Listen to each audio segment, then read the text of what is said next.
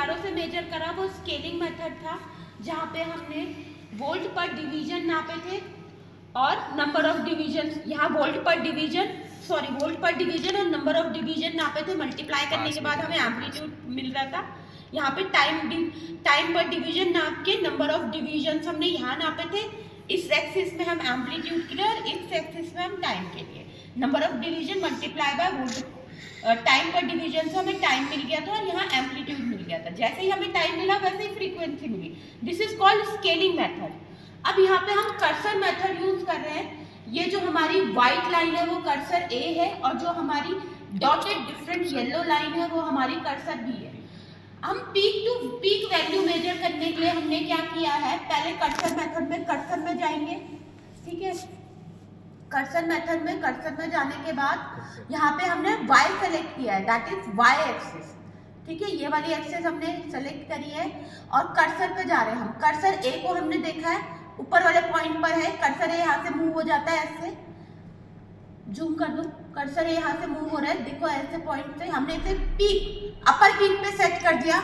यहाँ से हमने कर्सर ए को डिसेबल किया, कर्सर बी को लाए, कर्सर बी मूव कर रहा है हमारा, इसको हमने यहाँ पे सेट कर दिया, ठीक है। That is cursor B. Cursor A है 1.80, कर्सर बी है -1.68। इन दोनों के डिफरेंस को डेल वाई बोल रहे हैं, जो 3.48 आ रहा है। ये हमारा फंक्शन जनरेटर है जहाँ से हमने फ्रीक्वेंसी 1 किलोहर्ट्ज दी है और हमारी लेवल कितना है 3.92 पीक टू पीक वोल्टेज और हमारा यहाँ पे आ रहा है 3.48।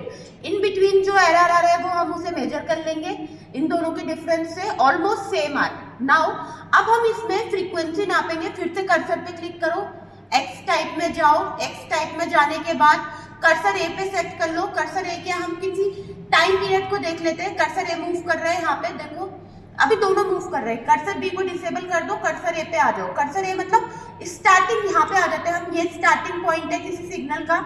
लेट सपोज मैं यहाँ से स्टार्ट कर रही हूँ, ये रेफरेंस ले लिया, यहाँ से स्टार्ट करा, यहाँ से स्टार्ट किया, सिग्नल यहाँ से स्टार्ट हो रहा है। अब इसका जहाँ पे एक साइकिल कंप्लीट होगी वहां पे कर्सर बी लेके आ जाओ। कर्सर ए को डिसेबल किया, कर्सर बी को लेके आए और रोटेट कर दिया। यहाँ पे मैं इसकी एक्सिस लेके आ गई हूँ। यहाँ पे मेरा एक टाइम पीरियड कंप्लीट हो गया साइकिल का।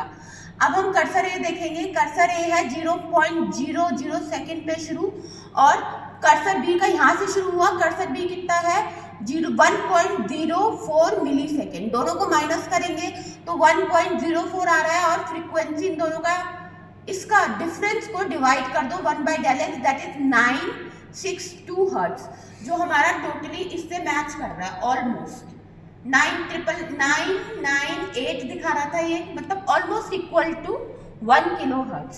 तो ये हमने कर्सर मेथड से निकाला है।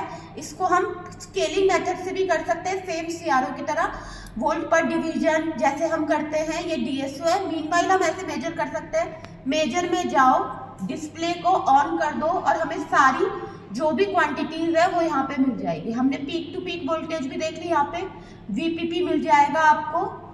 पीक टू पीक वोल्टेज 3.56, ठीक है, जो हमें वाई पे भी मिल रहा था। यहाँ कर्सर पे जाके हम वाई पे दिखाएंगे तो पीक टू पीक वोल्टेज हमें कितनी मिल रही है, जो यहाँ पे भी दिख रही है 3.56 के अराउंड और यहाँ पे हमें मिल रही है 3.48 के अराउंड।